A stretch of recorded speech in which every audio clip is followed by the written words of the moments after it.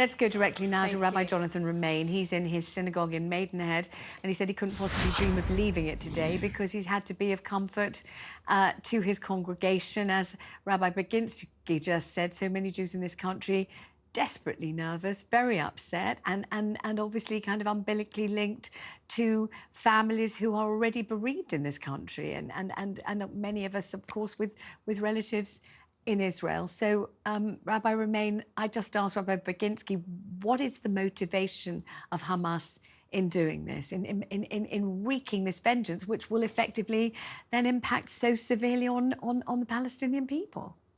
Yes, I mean, you're right. It is a massive own goal because obviously Israel was going to retaliate in some form. And clearly the victims are going to be ordinary Palestinians, not the Palestinian leadership at all, who will be dug deep in their enclaves. It's ordinary Palestinians that are going to suffer most. My only suggestion is that I mean, the timing is interesting because it is spectacularly inappropriate because Israel was inching forward to a peace within the Middle East.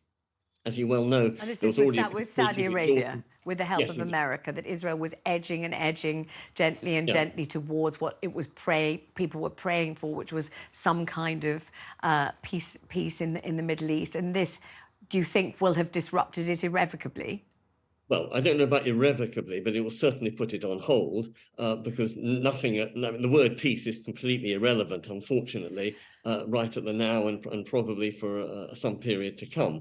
But that can be the only practical outcome other than devastation, because one of the things about this attack is not only its brutality, but it is so pointless and so unnecessary.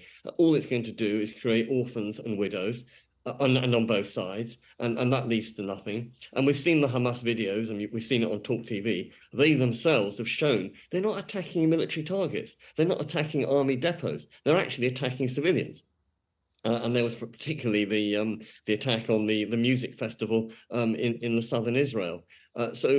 It's quite astonishingly hurtful. And my own community, like many people, are suffering because a lot of us have family or friends. So, for instance, one of them was telling me last night how deeply upset because their relative is missing, and they don't know whether the relative is being taken hostage or is in deep underground in some kind of enclave, or whether they're killed or not. Another person was actually going out on Wednesday for a wedding. Well, that's been postponed because the groom has now been called up, and let's hope he has his wedding one day. Another person, his nephew, in fact, has just given birth to twins. Where's the father? Not at the cot side, as you might hope, but he's up on the front. Let's hope his twin children don't become orphans. And you mentioned an 80-year-old. Well, I can tell you about another 80-year-old who is hostage, and she's actually the widow of somebody who was British, who came over to the UK in 1939 in the Kinder's transport,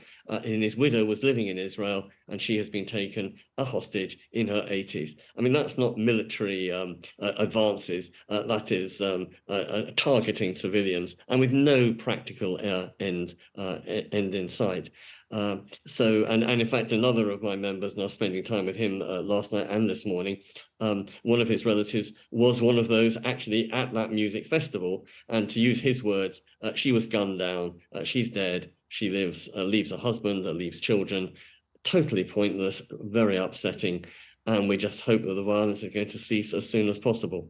I mean, it's barbarism and it's savagery in the most extreme form, and obviously, retaliation was going to be the result. It's self-defense after an unprovoked attack. But one of the things that we have seen is the taking of hostage of babies and little tiny children and very old people. We've heard of some people with dementia who don't even know that they've been taken or understand where they are or what's happening to them. There is this air of complete shock and absolute bewilderment at the chosen method of this terrorist strike, isn't it? It seems to have a savagery all of its own, something that is both all too familiar to Jews, many of whom fled to Israel after the Holocaust, which wiped out 6 million of their brothers and sisters, grandmas and grandpas, parents and everything else.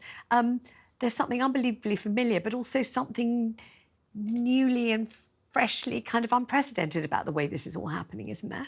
Yes, I mean, it's very easy to throw around the term war crimes, but there's no doubt this is it, and this is completely banned under the Geneva Convention. I mean, war's horrible anyway, but you do not target toddlers. You do not snatch babies from their beds. You do not target 80-year-olds.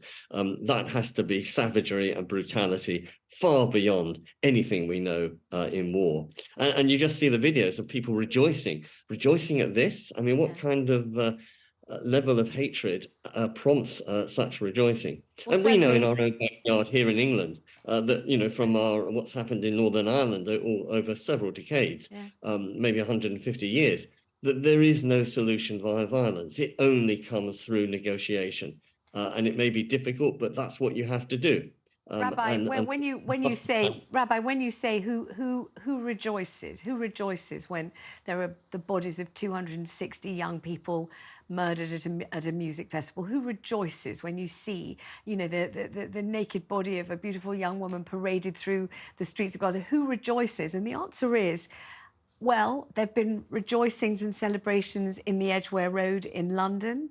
There have been daubings and smashings up of a kosher restaurant in Golders Green in northwest London. Jeremy Corbyn has refused to condemn Hamas or what's happened. And there have been all kinds of goings on at the Labour Party conference today, haven't there?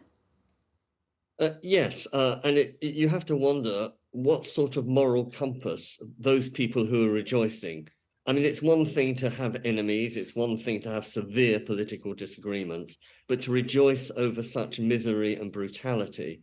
Israel has gone to war in the past. British soldiers go to war, but they go to war reluctantly. It's not something for a cause for joy. And this is one of the disturbing aspects, not just the political conflict, but the underlying hatred and totally misguided views and perceptions that underpin that hatred. And that's got to be tackled. And unfortunately, that's almost going to take a generation of re-education on both sides. Probably, so that they can eventually come together. Rabbi Jonathan Romain, I thank you very much indeed for joining me on the programme. Thank you so much.